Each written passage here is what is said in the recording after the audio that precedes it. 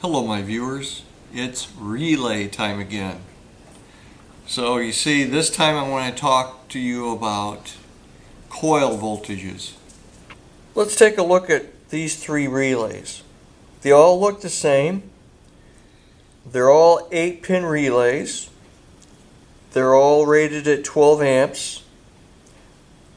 And they're all 2-pole relays with normally open and normally closed positions. So what is the difference between each of these relays? The answer is the coil voltage. If you look at this one, say the box tells you that the coil voltage is 24 volts. And this one has a coil voltage of 120 volts. And this one has a coil voltage of 240 volts, or 208, 240. Exactly where would I find that information on this particular relay? Well, it would be right here on the relay itself. See, this is the coil right there. This is what energizes the relay.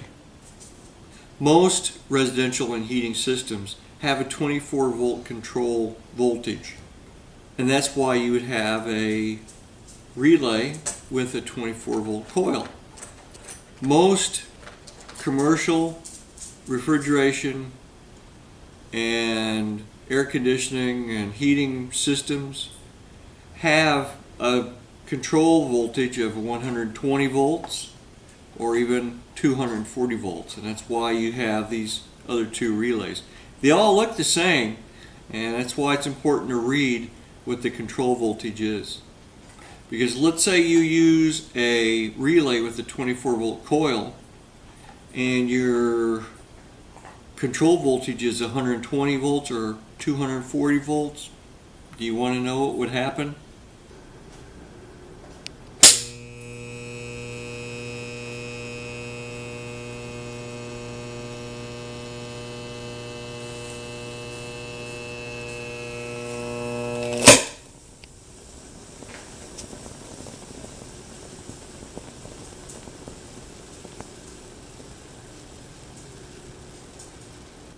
Yeah, look at there. She sure burnt that coil up.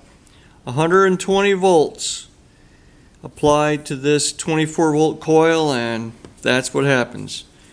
So it pays to read the sticker.